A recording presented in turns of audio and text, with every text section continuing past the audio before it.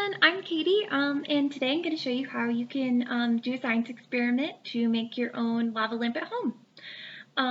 So the ingredients that you'll need are some oil, either cooking oil or baby oil will work, some either watercolor or food coloring, just one color is good, and last is an Alka-Seltzer tablet or any other kind of effervescent tablet.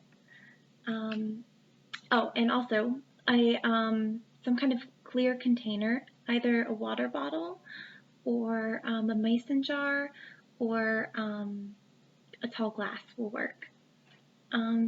So yeah, that's it. So to begin, the first thing we're going to need to do is fill our container with about a quarter way full with water, and then fill the rest with oil, or at least 3/4 of the way.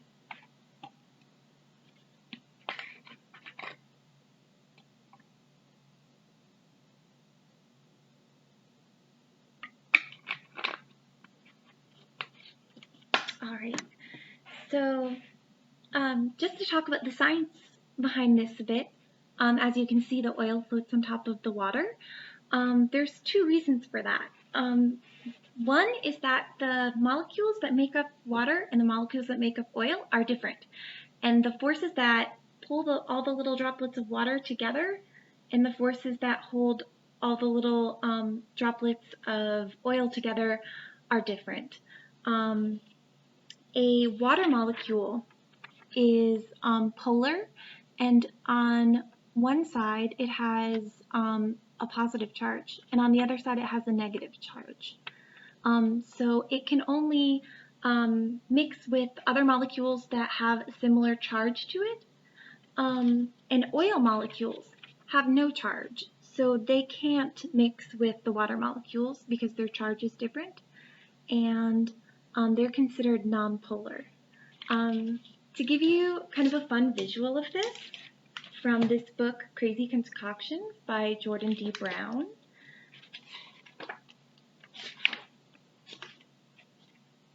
Here we are.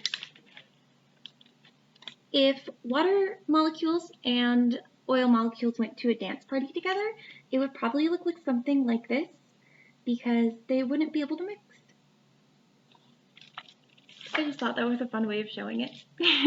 So, and also the other reason is because water has a greater density than oil. That means that it is heavier. So the oil's lighter, so it floats on the top. So our next step is kind of an experiment within the experiment.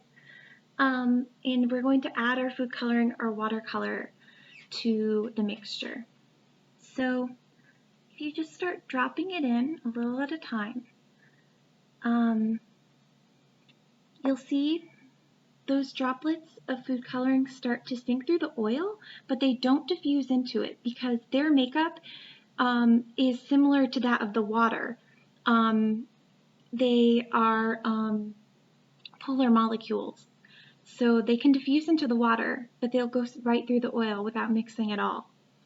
And as you can see, when they get to the bottom there, they start to diffuse. It may take a few minutes for it to all of them to get to the bottom and fully diffuse. If you want to speed it up, you can give it a little shake.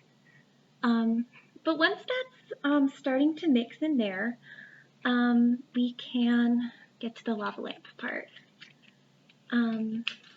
So we'll add our Alka-Seltzer or effervescent tablet, and so the tablet has two things that will react in it, which are acid and sodium bicarbonate. And when they're in the solid of the tablet, they're like frozen, so they can't react together. But when they get into the water, they can diffuse out and mix together, and then we'll see what happens. So as you can see, or start to see, as the sodium bicarbonate and acid begin to mix, they create carbon dioxide, which is a gas. And that is lighter than both the water and the oil, so it will float directly to the top. It attaches itself to the water droplets and pulls those to the top with the gas. That's why you see the blue droplets coming up of the water. But once the gas gets to the top, the bubbles, they pop and the gas is gone, and then the bubbles sink back down because it's just water now and it's still heavier than the oil. So that's why you see them go both up and down. Yeah, and it usually lasts a few minutes.